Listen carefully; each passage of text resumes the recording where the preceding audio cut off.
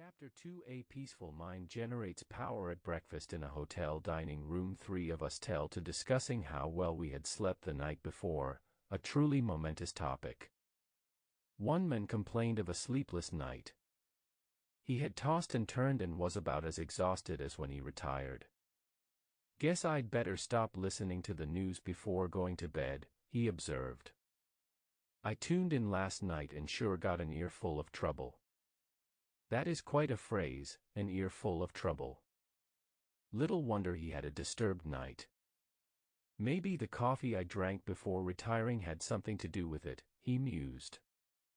The other man spoke up. "As for me, I had a grand night. I got my news from the evening paper and from an early broadcast and had a chance to digest it before I went to sleep. Of course," he continued, "I used my go-to-sleep plan, which never fails to work."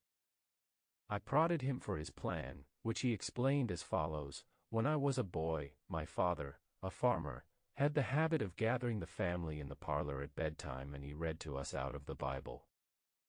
I can hear him yet. In fact, every time I hear those Bible verses I always seem to hear them in the tone of my father's voice. After prayers I would go up to my room and sleep like a top. But when I left home I got away from the Bible reading and prayer habit. I must admit that for years practically the only time I ever prayed was when I got into a jam. But some months ago my wife and I, having a number of difficult problems, decided we would try it again. We found it a very helpful practice, so now every night before going to bed she and I together read the Bible and have a little session of prayer. I don't know what there is about it, but I have been sleeping better and things have improved all down the line. In fact, I find it so helpful that even out on the road, as I am now, I still read the Bible and pray. Last night I got into bed and read the 23rd Psalm. I read it out loud and it did me a lot of good." He turned to the other men and said, "I didn't go to bed with an ear full of trouble. I went to sleep with a mind full of peace." Well, there are two cryptic phrases for you: an ear full of trouble and a mind full of peace. Which do you choose? The essence of the secret lies in a change of mental attitude. One must learn to live on a different thought basis, and even though thought change requires effort, it is much easier than to continue living as you are. The life of strain is difficult. The life of inner peace, being harmonious and without stress, is the easiest type of existence. The chief struggle then in gaining mental peace is the effort of revamping your thinking to the relaxed attitude of acceptance of God's gift of peace. As an illustration of taking a relaxed attitude and therefore receiving peace, I always think of an experience in a certain city where I lectured one evening. Prior to going on the platform I was sitting backstage going over my speech when a man approached and wanted to discuss a personal problem. I informed him that at the moment it was impossible to talk as I was just about to be introduced, and asked him to wait. While speaking I noticed him in the wings nervously pacing up and down, but afterward he was nowhere about.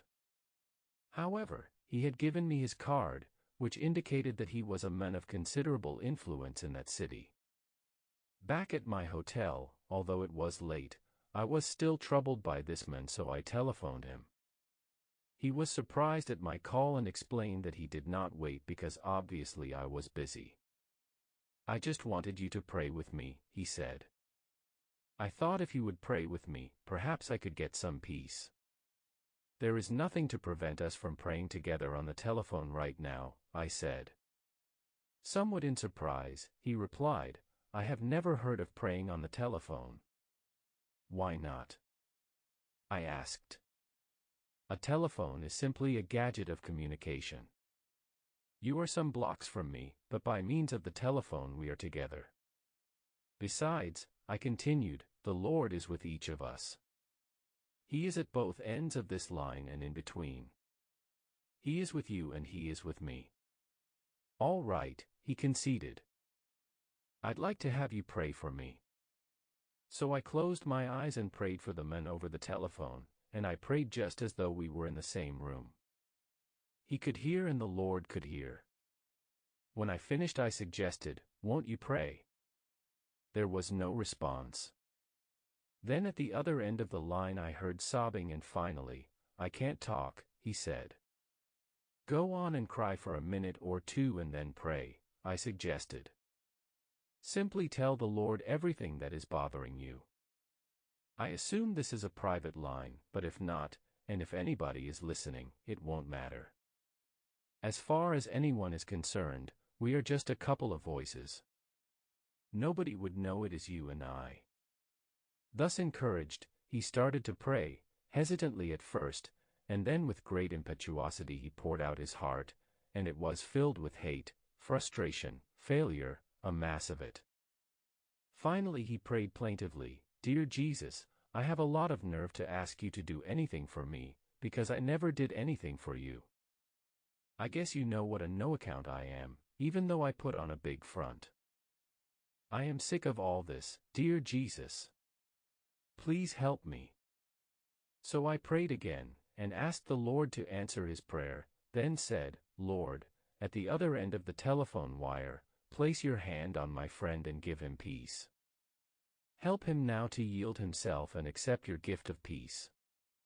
Then I stopped, and there was a rather long pause, and I shall never forget the tone in his voice as I heard him say, "I shall always remember this experience, and I want you to know that for the first time in months I feel clean inside and happy and peaceful."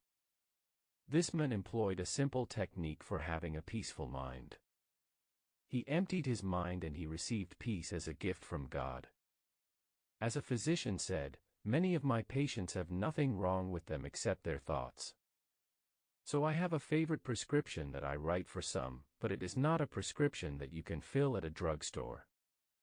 The prescription I write is a verse from the Bible, Romans 12 verse 2. I do not write out that verse for my patients. I make them look it up, and it reads, "Be ye transformed by the renewing of your mind." To be happier and healthier they need a renewing of their minds, that is, a change in the pattern of their thoughts. When they take this prescription, they actually achieve a mind full of peace. That helps to produce health and well-being. A primary method for gaining a mind full of peace is to practice emptying the mind. This will be emphasized in another chapter, but I mention it here to underscore the importance of a frequent mental catharsis. I recommend a mind emptying at least twice a day, more often if necessary. Definitely practice emptying your mind of fears, hates, insecurities, regrets, and guilt feelings. The mere fact that you consciously make this effort to empty your mind tends to give relief. Haven't you experienced a sense of release when you have been able to pour out to somebody whom you can trust worrisome matters that lay heavy upon the heart? As a pastor, I have often observed how much it means to people to have someone to whom they can truly and in confidence tell everything troubling their minds. I conducted a religious service on board the SS Lurleen on a recent voyage to Honolulu. In the course of my talk, I suggested that people who were carrying worries in their minds might go to the stern of the vessel and imaginatively take such anxious thought out of the mind, drop it overboard, and watch it disappear in the wake of the ship. It seems an almost childlike suggestion, but a man came to me later that day and said, "I did as you suggested and am amazed at the relief it has given me." During this voyage, he said, "Every evening at sunset I am going to drop all my worries overboard until I develop the psychology of casting them entirely out of my consciousness. Every day I shall watch them disappear in the great ocean of time." Doesn't the Bible say something about forgetting those things that are behind? The man to whom this suggestion appealed is not an impractical sentimentalist. On the contrary, he is a person of extraordinary mental stature, an outstanding leader in his field. Of course, emptying the mind is not enough. When the mind is emptied, something is bound to enter. The mind cannot long remain a vacuum. You cannot go around permanently with an empty mind. I admit that some people seem to accomplish that feat, but by and large it is necessary to refill the emptied mind, or the old, unhappy thoughts which you have cast out will come sneaking in again. To prevent that happening, immediately start filling your mind with creative and healthy thoughts. Then when the old fears, hates, and worries that have haunted you for so long try to edge back in, they will in effect find a sign on the door of your mind reading occupied. They may struggle for admission, for having lived in your mind for a long time, they feel at home there. But the new and healthy thoughts which you have taken in will now be stronger and better fortified, and therefore able to repulse them. Presently the old thoughts will give up altogether and leave you alone. You will permanently enjoy a mind full of peace. At intervals during the day practice thinking a carefully selected series of peaceful thoughts. Let mental pictures of the most peaceful scenes you have ever witnessed pass across your mind, as, for example, some beautiful valley filled with the hush of evening time, as the shadows lengthen and the sun sinks to rest. Or recall the silvery light of the moon falling upon rippling waters, or remember the sea washing gently upon soft shores of sand. Such peaceful thought images will work upon your mind as a healing medicine. So now and then during every day allow motion pictures of peace slowly to cross your mind. Practice the technique of suggestive articulation, that is, repeat audibly some peaceful words. Words have profound suggestive power, and there is healing in the very saying of them. Utter a series of panicky words and your mind will immediately go into a mild state of nervousness. You will perhaps feel a sinking in the pit of your stomach that will affect your entire physical mechanism. If, on the contrary, you speak peaceful, quieting words, your mind will react in a peaceful manner. Use such a word as tranquility. Repeat that word slowly several times. Tranquility is one of the most beautiful and melodic of all English words, and the mere saying of it tends to induce a tranquil state. Another healing word is serenity. Picturize serenity as you say it. Repeat it slowly and in the mood of which the word is a symbol. Words such as these have a healing potency when used in this manner. It is also helpful to use lines from poetry or passages from the scriptures. A man of my acquaintance who achieved a remarkable peace of mind has the habit of writing on cards unusual quotations expressing peacefulness. He carries one of the cards in his wallet at all times, referring to it frequently until each quotation is committed to memory. He says that each such idea dropped into the subconscious lubricates his mind with peace. A peaceful concept is indeed oil on troubled thoughts.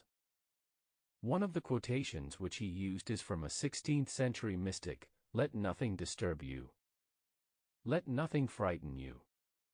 Everything passes away except God. God alone is sufficient." The words of the Bible have a particularly strong therapeutic value. Drop them into your mind, allowing them to dissolve in consciousness, and they will spread a healing balm over your entire mental structure. This is one of the simplest processes to perform and also one of the most effective in attaining peace of mind. A salesman told me of an incident that took place in a Midwestern hotel room.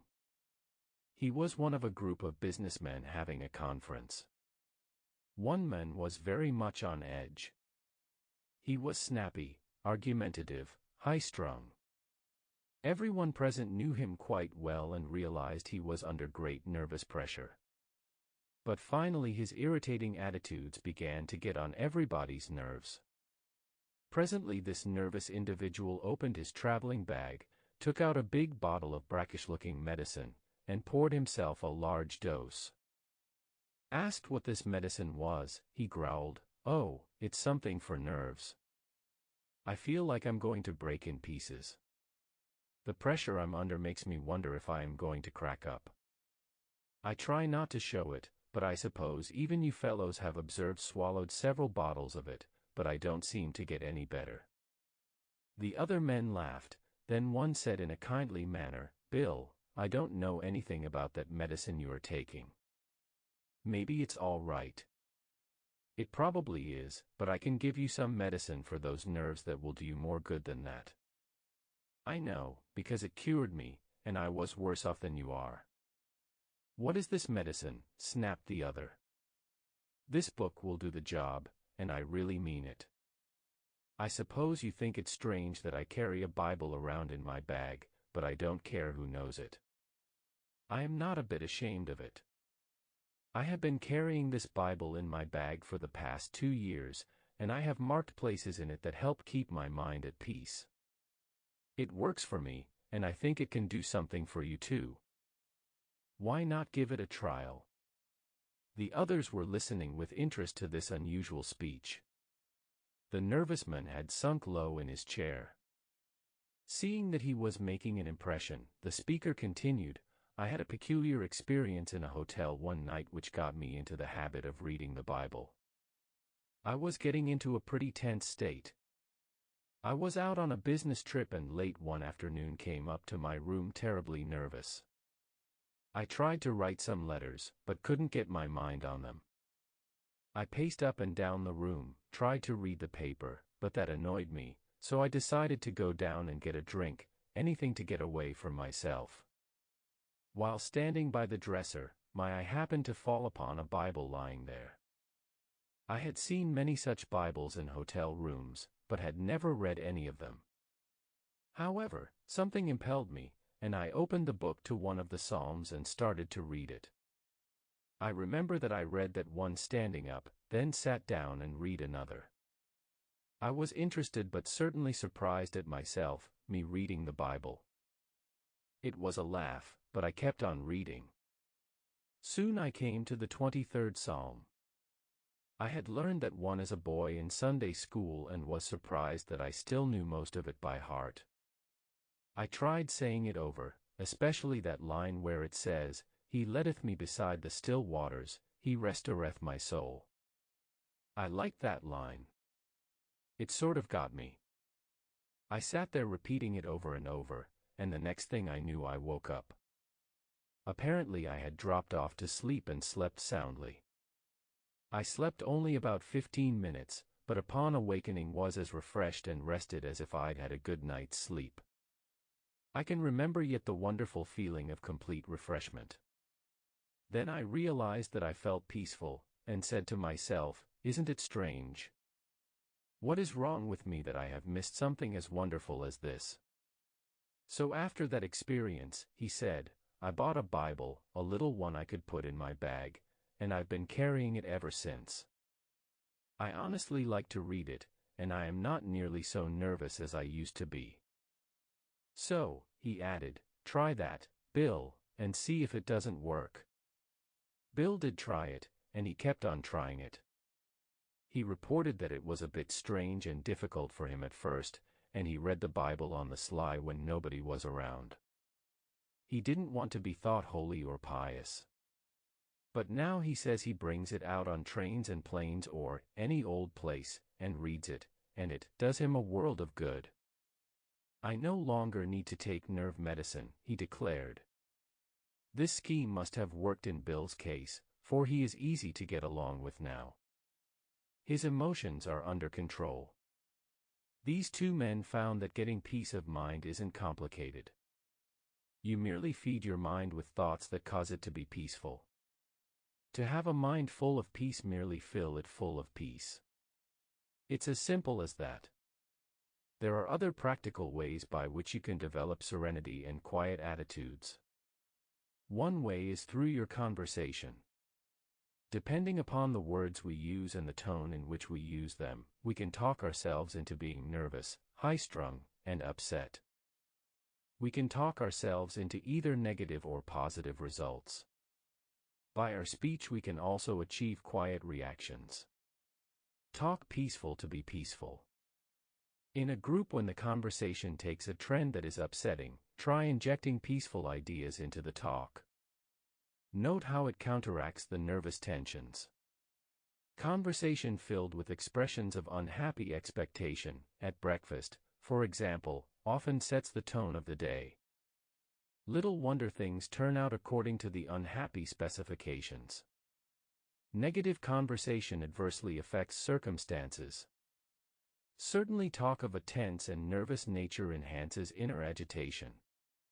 On the contrary, start each day by affirming peaceful, contented, and happy attitudes, and your days will tend to be pleasant and successful. Such attitudes are active and definite factors in creating satisfactory conditions. Watch your manner of speech then if you wish to develop a peaceful state of mind. It is important to eliminate from conversations all negative ideas, for they tend to produce tension and annoyance inwardly. For example, when you are with a group of people at luncheon, do not comment that the communists will soon take over the country. In the first place, communists are not going to take over the country, and by so asserting you create a depressing reaction in the minds of others.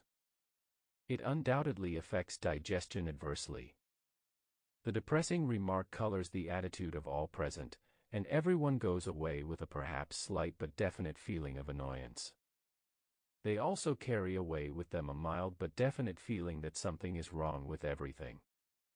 There are times when we must face these harsh questions and deal with them objectively and vigorously, and no one has more contempt for communism than I have, but as a general thing to have peace of mind, fill your personal and group conversations with positive, happy, optimistic, satisfying expressions.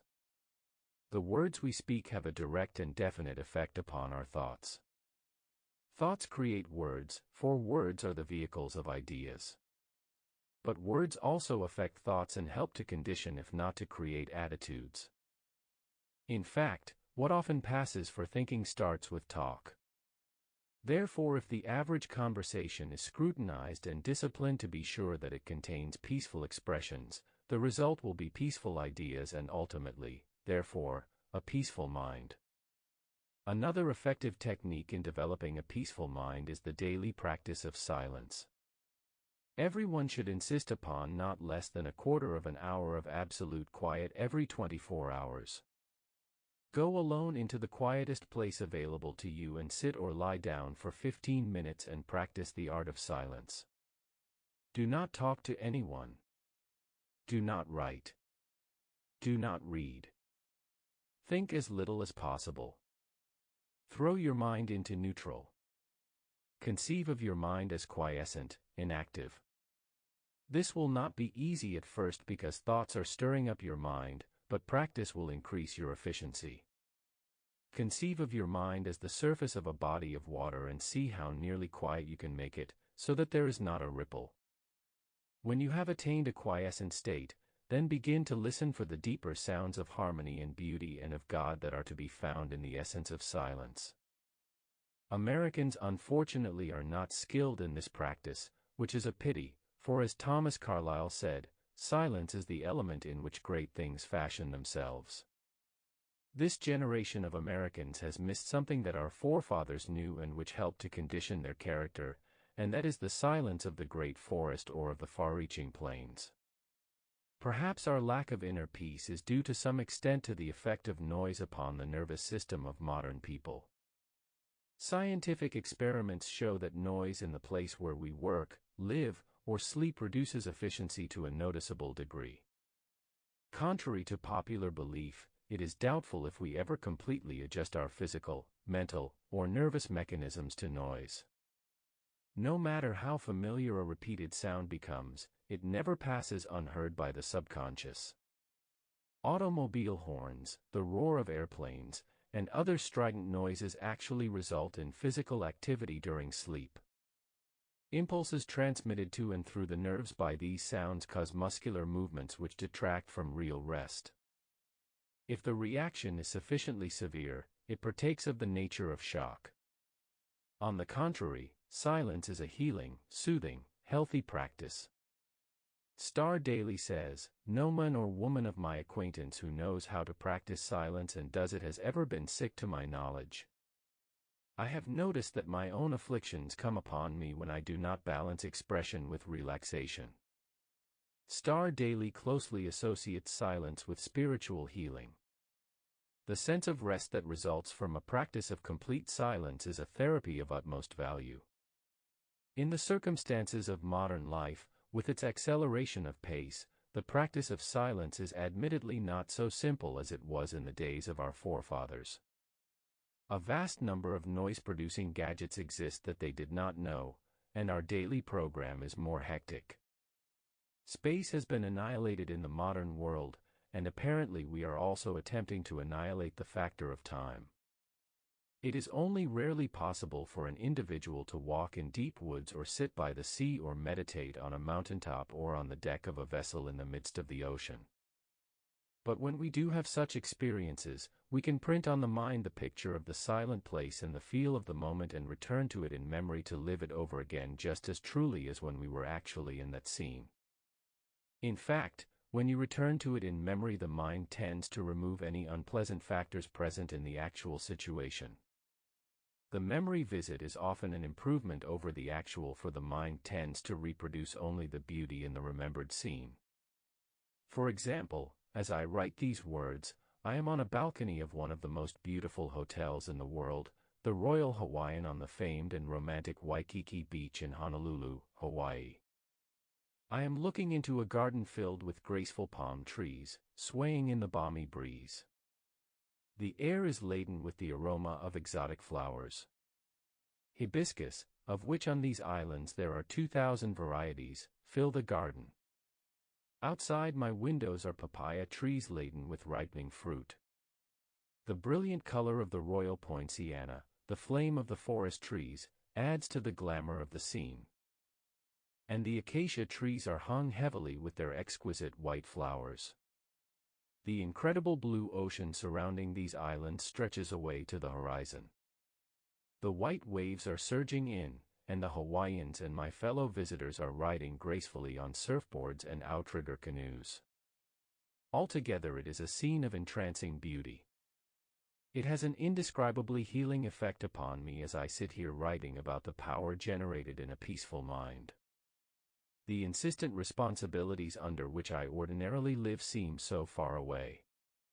Though I am in Hawaii to give a series of lectures and to write this book, nevertheless the peace with which this place is filled envelopes me. Yet I realize that when I have returned to my home in New York, 5,000 miles away, I shall only then truly savor the exquisite joy of the beauty which I now behold. It will become enshrined in memory as a private retreat to which my mind can go in the busy days that lie ahead. Often, when far from this idyllic place, I shall return in memory to find peace along the palm-lined, foam-washed beach at Waikiki. Fill your mind with all peaceful experiences possible, then make planned and deliberate excursions to them in memory. You must learn that the easiest way to an easy mind is to create an easy mind. This is done by practice, by the application of some such simple principles as outlined here. The mind quickly responds to teaching and discipline. You can make the mind give you back anything you want, but remember the mind can give back only what it was first given. Saturate your thoughts with peaceful experiences, peaceful words and ideas, and ultimately you will have a storehouse of peace-producing experiences to which you may turn for refreshment and renewal of your spirit. It will be a vast source of power. I spent a night with a friend who has a very lovely home. We had breakfast in a unique and interesting dining room. The four walls are painted in a beautiful mural picturing the countryside in which my host was reared as a boy. It is a panorama of rolling hills, gentle valleys, and singing streams, the latter clean and sun-speckled, and babbling over rocks. Winding roads meander through pleasant meadows. Little houses dot the landscape.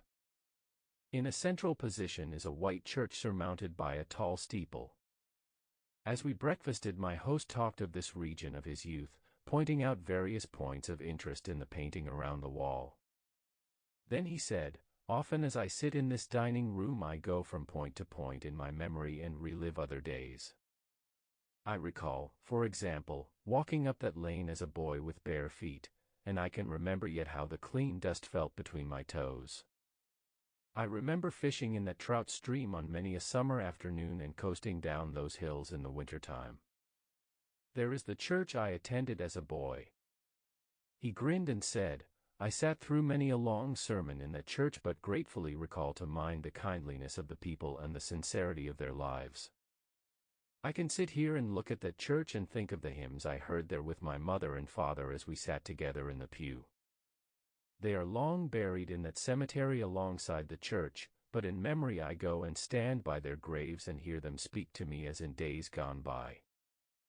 I get very tired and sometimes am nervous and tense. It helps to sit here and go back to the days when I had an untroubled mind, when life was new and fresh.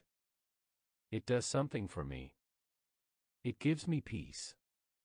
Perhaps we all cannot have such murals on the dining room walls, but you can put them around the wall of your mind, pictures of the most beautiful experiences of your life. Spend time among the thoughts which these pictures suggest. No matter how busy you may be or what responsibilities you carry, this simple, rather unique practice, having proved successful in many instances, may have a beneficial effect upon you. It is an easily practiced, easy way to a peaceful mind. There is a factor in the matter of inner peace which must be stated because of its importance. Frequently I find that people who are lacking in inner peace are victims of a self-punishment mechanism. At some time in their experience they have committed a sin and the sense of guilt haunts them. They have sincerely sought divine forgiveness, and the good Lord will always forgive anyone who asks Him and who means it. However, there is a curious quirk within the human mind whereby sometimes an individual will not forgive himself. He feels that he deserves punishment and therefore is constantly anticipating that punishment. As a result, he lives in a constant apprehension that something is going to happen. In order to find peace under these circumstances, he must increase the intensity of his activity. He feels that hard work will give him some release from his sense of guilt. A physician told me that in his practice a number of cases of nervous breakdown were traceable to a sense of guilt for which the patient had unconsciously attempted to compensate by hectic overwork. The patient attributed his breakdown not to the sense of guilt, but to his overworked condition. But, said the physician, these men need not have broken down from overwork if first the sense of guilt had been fully released. Peace of mind under such circumstances is available by yielding the guilt as well as the tension it produces to the healing therapy of Christ. At a resort hotel where I had gone for a few days of quiet writing, I encountered a man from New York whom I knew slightly. He was a high-pressured, hard-driving, and exceedingly nervous business executive. He was sitting in the sun in a deck chair. At his invitation I sat down and chatted with him. "I'm glad to see you relaxing in this beautiful spot," I commented. He replied nervously, "I haven't any business being here. I've so much work to do at home. I'm under terrible pressure.